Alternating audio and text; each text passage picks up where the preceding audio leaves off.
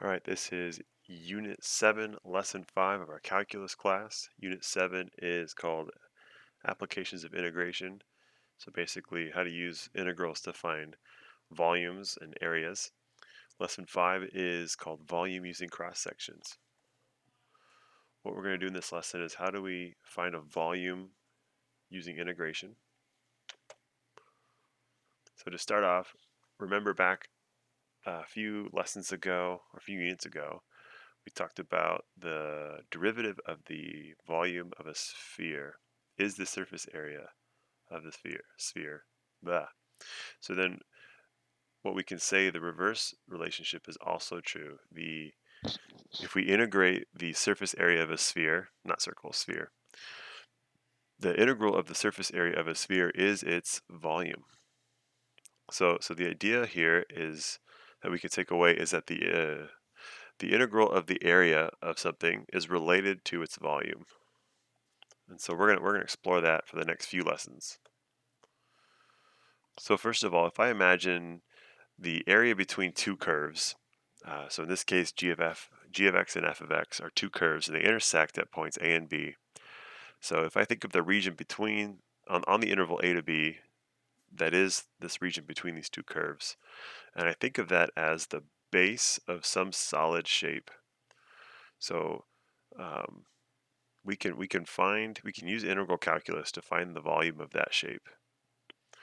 So this particular example, we're saying, okay, so let's say that if we take any cross section of this volume that we just made, and the cross section is a square shape.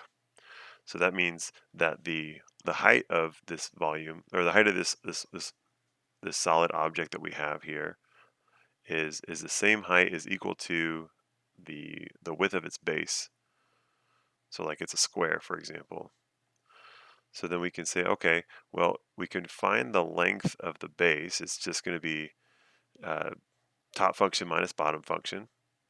So in this case, f of x is on top. So f of x minus g of x would be the width.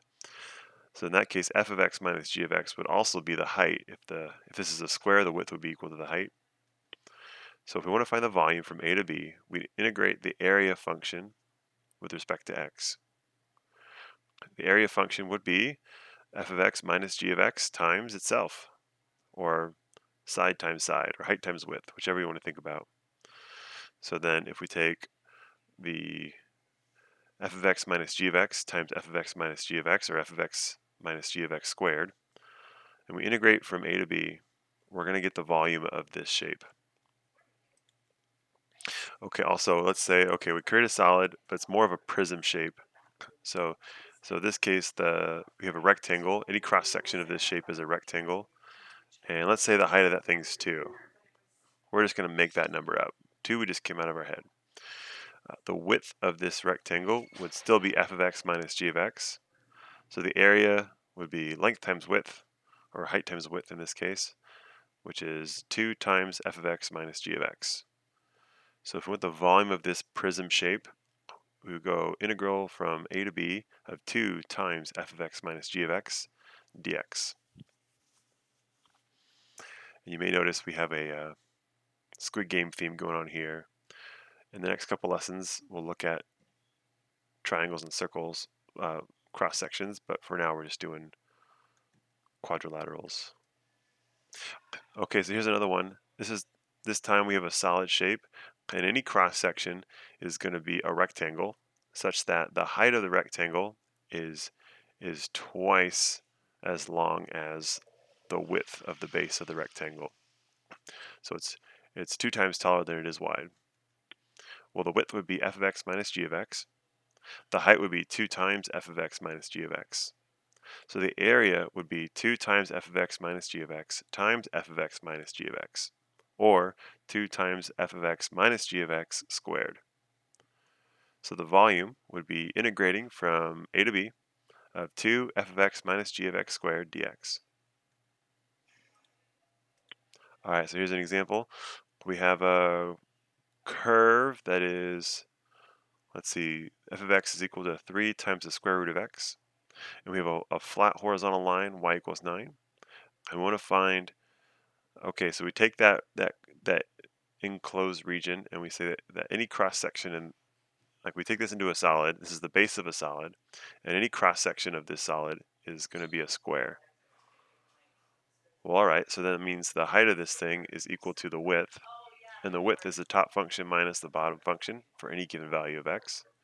So if we integrate from 0, the beginning, and it looks like 9 is the intersection point at the end. So if we integrate from 0 to 9, our top function minus bottom function times itself, or 9 minus 3 root x squared, with respect to x, we would get the volume of that solid shape. All right, so let's say we have another volume with the same base, but this volume is more prismatic and its height is always 5. Everything will be the same as the last problem, but our equation for a height times width would be 5 times 9 minus 3 root x. So we integrate that equation with respect to x from 0 to 9.